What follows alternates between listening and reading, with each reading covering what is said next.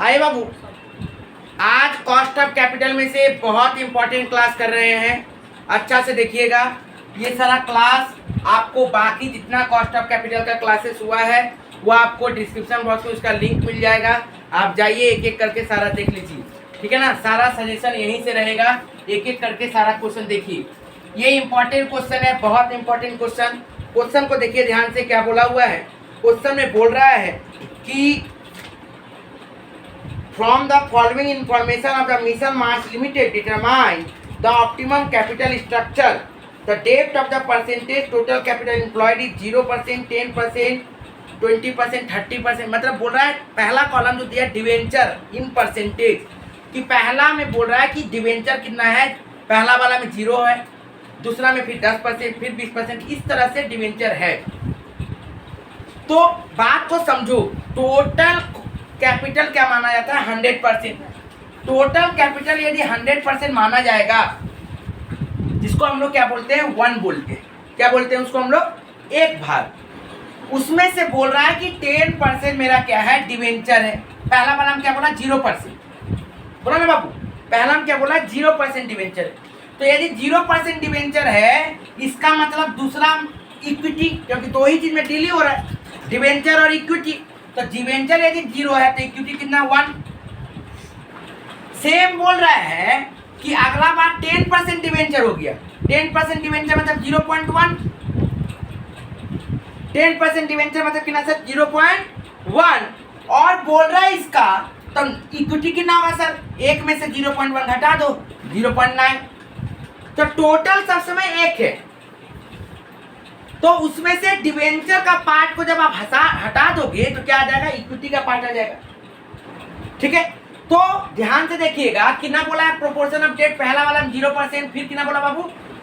10% मतलब 0.10। नेक्स्ट वाला में 20 मतलब 0.20। नेक्स्ट 30 अप टू 70 है। 0.30, 0.40, 0.50, 0.60, 0.70। ठीक है सर, यहाँ तक। अब सर इक्विटी कितना हुआ? 1 में से माइनस कर दिए, 1 minus 0 1, 1 minus 0.10 0.9, 1 minus 0.20 0.80, 0.30 0.70, 0.4 0.60, 1 minus 0.50 0.50, 1 minus 0.60 0.40, 1 minus 0.70 मतलब 0.30। तो ये पता चल गया मेरा डिवेंचर और इक्विटी कितना है। अब देखिए क्वेश्चन के अंदर में आपको क्या दिया हुआ है? बोला before tax, cost of before tax debenture का दे दिया 12%। बोलिएगा थोड़ा सा 12, फिर 12, 12, 13, 15, 16, 18, 21। तो ये तो सर बिफोर टैक्स है, बोलते के आई है। हमको तो केडी चाहिए, आफ्टर टैक्स चाहिए। और आफ्टर टैक्स का मतलब क्या था? 1 माइनस टी। इसका मतलब, कहने का मतलब क्या है सर? 1 minus tax rate. देखिए क्वेश्चन में कितना बोला है? 50%। 1 माइनस 0.50 इंटू 12, तो जो आएगा वो आंसर आएगा। ये 1 माइनस टी इंटू के आई मतलब 1 माइनस 0.50 इंटू के आई, तो कितना आएगा सर? 6। इसका मतलब देखा जाए तो सबका 50% हो जा रहा है। तो यहाँ पे भी वैसे ही सॉल्व करिएगा तो कितना आएगा? इसका भी 6 आएगा, इसका भी करिए, कितना आएगा? 6 आएगा। ये फिर देख लीजिए 1 माइनस 0.50 इंटू 13, तो ये कितना आ जाएगा? 6.50। ये कितना आ जाएगा? 7.50। ये कितना आ जाएगा? 8। ये कितना आ जाएगा? 9। ये कितना आ जाएगा? 10.50। तो ये मेरा निकल गया। अब सर के ई देखिए क्वेश्चन में ध्यान से कितना बोला? 15, 15, 16, 17 उतार दो। 15, 15, 16, 17, 18, 19, 22, 24। सर आप कॉस्ट ऑफ इक्विटी में परसेंटेज टैक्स क्यों निकाले? मैंने बार बार कहा है कि डिवेंचर और लोन में हम लोग टैक्स का कैलकुलेशन करते हैं। यहाँ पे कॉस्ट ऑफ इक्विटी शेयर में हम लोग टैक्स का काम नहीं करेंगे। ठीक है सर, यहाँ पे कोई आफ्टर टैक्स नहीं होता है। और ऐसे भी आगे हम लोग बढ़ते हैं। अब क्या होगा सर? अब देखो हम लोग क्या निकाले? WD into KD, F number, मतलब WD कौन है? ये है। और KD कितना है सर? ये WD इंटू KD मतलब 0.6 इंटू 0 इंटू 6 कितना आएगा? 0। नेक्स्ट WD इंटू KD मतलब 0.10 इंटू 6 कितना आएगा? 0.6। नेक्स्ट 0.20 इंटू 6 1.2, नेक्स्ट 0.30 इंटू 6.5 1.95 है ना जी, नहीं सॉरी ये गलती 6.5. कितना आएगा 0.30 इंटू 6.5 2.05 कितना आएगा 0.30 into 0.6.5 1.95 1.95. उसके बाद 0.40 इंटू 7.5 3 0.50 इंटू 8 4 0.6 इंटू 9 5.4 0.7 इंटू 10.50 मतलब कितना आ जाएगा सर ये वाला कितना आ जाएगा 10.50 देखिएगा तो ध्यान से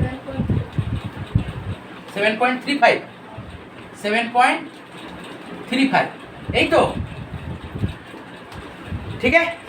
नेक्स्ट अब क्या करना है सर डब्ल्यू ई इंटू के ई, मतलब ये है मेरा डब्ल्यू ई और ये है मेरा के ई, तो डब्ल्यू ई इंटू के ई तो 1 इंटू 15 15 0.9 इंटू 15 कितना आएगा सर 13.5। 13.5. उसके बाद देखिए 0.8 into 16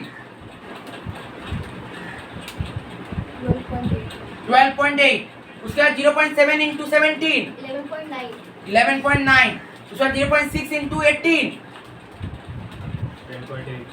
12.8 10.8, next 0.50 into 19 9.5 0.4 into 22 8.8 0.3 into 24 7.2। ठीक है सर यहाँ तक। अब क्या बोला डब्ल्यू आई और के आई निकालना है, मतलब total average cost of capital. ये कैसे निकलेगा सर, ये दोनों को जोड़ दीजिए डब्ल्यू डी के डी प्लस डब्ल्यू ई के ई मीन्स जी प्लस ए सॉरी ए प्लस जी कर देंगे तो मेरा क्या आ जाएगा एच आ जाएगा। तो अब करिए स्क्वायर करिए 0 प्लस 15% ये प्लस ये 14.1 ये प्लस ये 14% ये प्लस ये कितना आ जाएगा 13.85 ये कितना आ जाएगा 13.8 ये कितना आ जाएगा 13.5 ये कितना आ जाएगा बोलिए बैठ गए हैं 14.2 ये कितना आ जाएगा 14.55 बोलिए। ठीक है यहाँ तक। अब देखो इसमें बोला कॉस्ट ऑफ ऑप्टिमम स्ट्रक्चर क्या होगा। ऑप्टिमम स्ट्रक्चर देखो सबसे पहले आप इसमें से देखो सबसे कम कौन है 13.50 में आपको क्या दिख रहा है 13.50 में दिख रहा है कि 50% लेके था। 13.50 में क्या दिख रहा है हमको 50-50 लेके है, तो 50-50 लेके है मतलब इस सिचुएशन में 50% डिवेंचर है और 50% इक्विटी है। तो हम चाहेंगे कि उससे ज्यादा इक्विटी रहे, हम सब समय चाहेंगे कि डिवेंचर से ज्यादा मेरा क्या रहे इक्विटी रहे, एक्सटर्नल लायबिलिटी मेरा थोड़ा कम रहे। तो एक्सटर्नल लायबिलिटी मेरा यहाँ पे कम होगा, तो ठीक इसका ऊपर आप कोई भी सिलेक्ट कर सकते हो। तो मिनिमम आप लोग क्या सिलेक्ट कर सकते हो 13.80, ये बेस्ट होगा।